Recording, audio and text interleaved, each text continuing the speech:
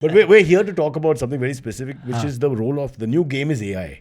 And apparently you have jumped into it. Yeah. So you're going to tell us exactly what the role is. And first, let's talk about AI, which scares a lot of people, including me.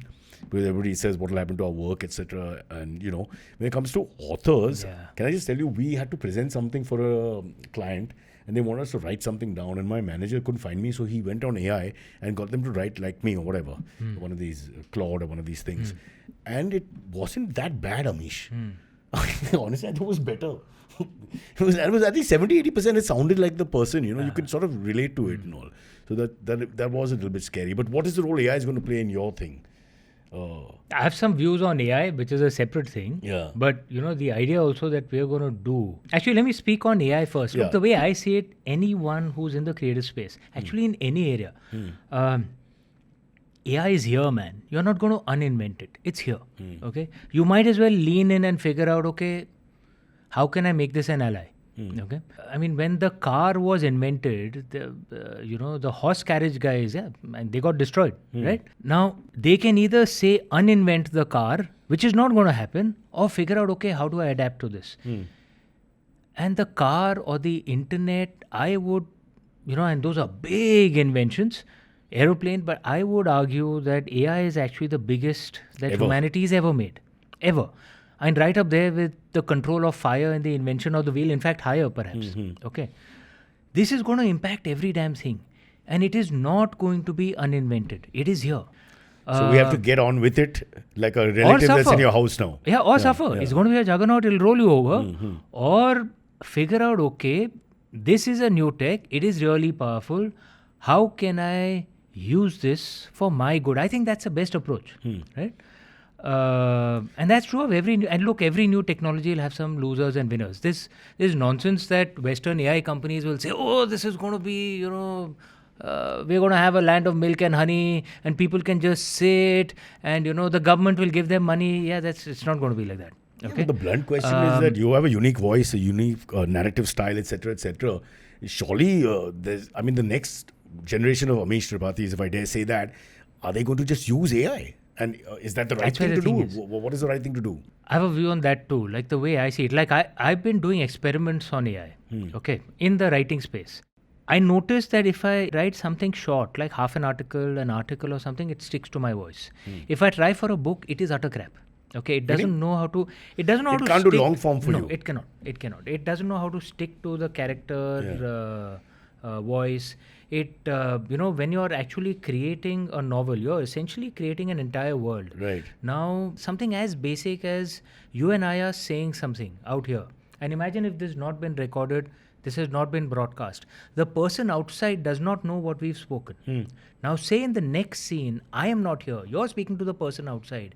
If she refers to a conversation that you and I had, you as a reader will say, "Arey, ye kya ho raha hai?" Right? AI can't differentiate that.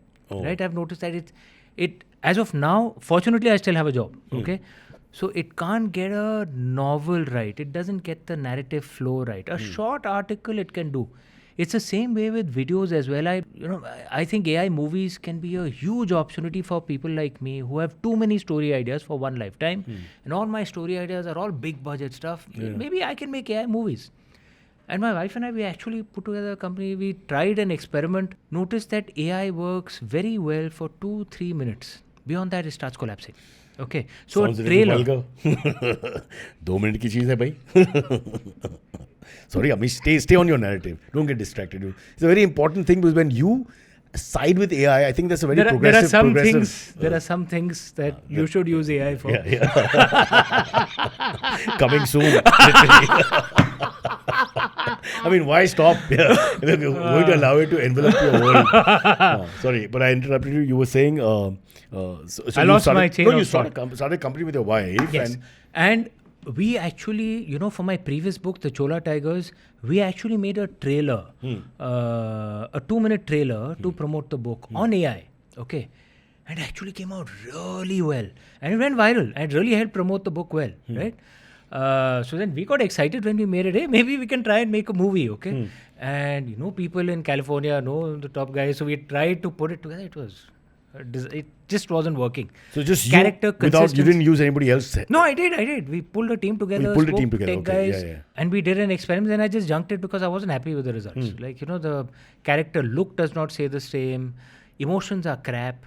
They've managed to solve that consistency issue. That that 6 fingers, all that. Yeah, that doesn't come. But the character has to look exactly the same, right? In every scene, you can't say, "Yaar, ye 19-20 hai, chala lo." Aisa nahi chalta hai, right? So it's not there yet. Okay. So if you have to give a horrible But- question, but if you give a percentage to what you think the performance was mathematically compared to Amish's voice, AI's voice as Amish is 70%, 60% or less. Around 18.67%. Oh, that low, Yeah, yaar. yeah. Then it's not feasible. For an article, it would be maybe 67.6%. Okay. So an article, you don't have to do that much rework. Right. But in a book, it was So quite then it's a low. long way off. Then you can't. But the pace at which things are improving, for all 6 months, a year later, it may be, and which gives rise to the bigger problem. Which Look, is? you and I, we have actually exercised. Look, any muscle, if you don't exercise it, it atrophies. True. The brain is also, in a way, a muscle, right? If you're not going to exercise your brain, it'll start atrophying. Now, right. think about the kids Art will who are die. only using AI. Yeah. Okay.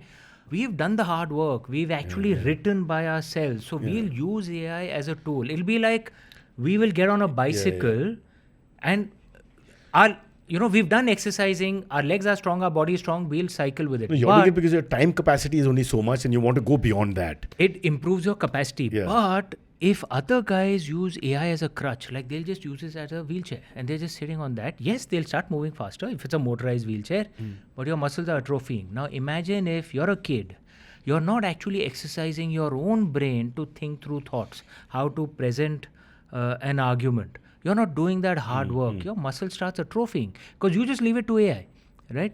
After some time, it becomes a crutch. So for me, I would think the biggest risk for the younger generation, Is reliance. yeah, and It's not essentially, Reliance the company. Amish. बाबा हम लोग का मुश्किल से sponsor मिलता है यहाँ पे. This is a podcast. This is not like general entertainment. देखो बेटा जियो और जीने दो. बच गया. My lawyer has saved us. My lawyer has come to the party. huh? Coming back. So if you're going to use AI as a crutch for the kids, it's a problem. Okay. Use it as a tool, which means you need to exercise your own brain, make your own arguments, try and write it yourself first, then use AI to improve it.